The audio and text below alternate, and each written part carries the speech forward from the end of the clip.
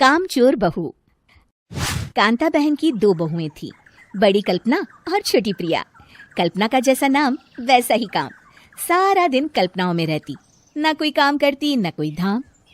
अरे कल्पना बहू, जरा अच्छी सी चटनी पीस दे, आज कुछ मजेदार खाने का मन है।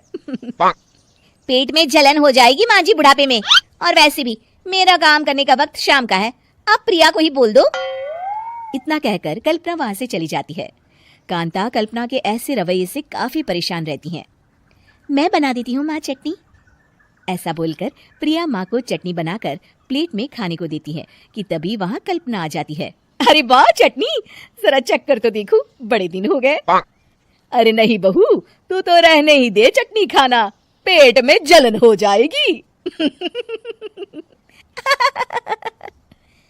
इतना कहकर कांता और प्रिया दोनों हंसने लगते हैं। कल्पना सारा दिन या तो मोबाइल में यूट्यूब देखती या फिर सोती रहती। उसका कमरा भी बिखरा और गंदा रहता।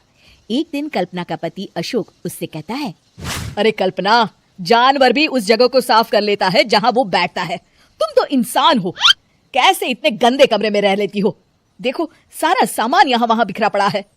ज्यादा अपनी माँ का बोल ना बोलो। हाँ, कमरा तुम्हारा भी तो है, गंदा लग रहा है तो साफ कर लो। पता नहीं तुम्हारे साथ मैं कैसे जिंदगी बिताऊंगा। इतना कहकर अशोक वहां से चला जाता है। कल्पना बस खाना खाने कमरे से बाहर आती और फिर से कमरे में चली जाती।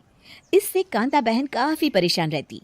एक दिन प्रिया कांता से कहती है, माँ, मैं सारा दिन काम करके थक जाती हूँ, आप कल्पना दीदी से कहिए ना कि सुबह और शाम का काम बांट ले। मैं तो अब सिर्फ एक वक्त का ही काम करूंगी। हाँ।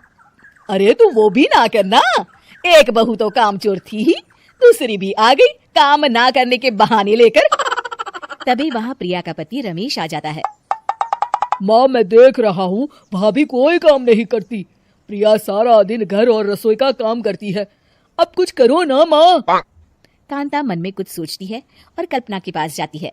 कल्पना फोन पर मेकअप करना देख रही होती है। कल्पना, तुम सारा दिन बस मोबाइल देखती हो, घर का कोई काम भी कर लिया करो। प्रिया सारा दिन काम करके थक जाती है। आज से मैंने फैसला किया है, एक वक्त का काम तुम करोगी, सुबह का खाना तुम बनाओगी और रात का प्रिया।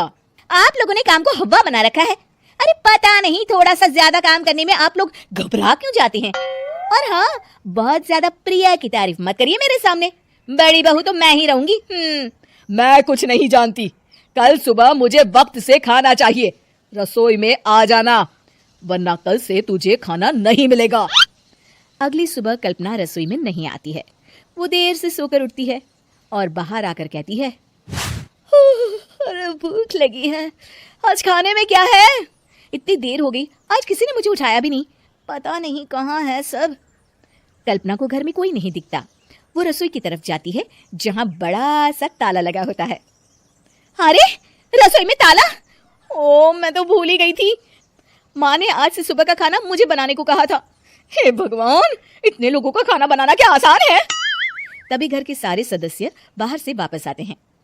वाह माँ जी, मजा आ गया छोले भटूरे खाकर। मेरे मुंह में तो अभी भी स्वाद आ रहा है। अरे कल्पना, तेरे भरोसे रहते तो हम तो भूखे ही रह जाते। कल्पना को बहुत गुस्सा आ जाता है। अब बहुत हो गया, आज से मैं अपनी रसोई अलग कर रही हूँ, मैं अपना खाना खुद बना लिया करूंगी। कल्पना अपनी रसोई अलग कर लेती है, पर आए दिन उसका देर से उठना और काम न करने की आदत से वो भूखी ही रह जाती थी। उसी के सामने घर के लोग अच्छे अच्छे पकवान खाते और कामचोर कल्पना को जैसे तैसे ही खाना बनाकर खाना पड़ता। पर एक दिन तो हद ही हो गई। माँ, दीदी आज सुबह से कमरे से बाहर नहीं निकली, हमें जाकर देखना चाहिए।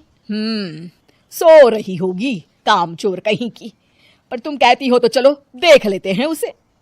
कल्पना कमरे में पेट पकड़कर बैठी होती है। हाय मेरा दर्द, पेट दर्द के मारे मर रही हूँ मैं।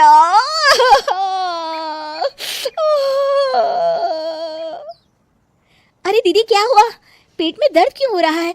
डॉक्टर को दिखाया आपने? माँ। कल्पना खड़ी होती है और माँ जी के पास आती है। मुझे माफ कर दीजिए, अब से मैं सारे काम में मदद करूंगी, कभी आलस और काम चोरी नहीं करूंगी। हाँ हाँ, वो तो ठीक है, लेकिन अचानक क्या हो गया जो तू काम करने को तैयार हो गई? कामचोर कल्पना। माँ, लगातार बासी और उल्टा पुल्टा खाना खाने के कारण मेरे पेट में इन्फेक्शन हो गया है। काम ना करना पड़े इसलिए मैं 2 दिन का खाना एक दिन ही बना लेती थी। बासी और खराब खाना खाने के कारण लेने के देने पड़ गए। पेट में दर्द हो रहा है। चलो अच्छा हुआ, देर आए दुरुस्त आए।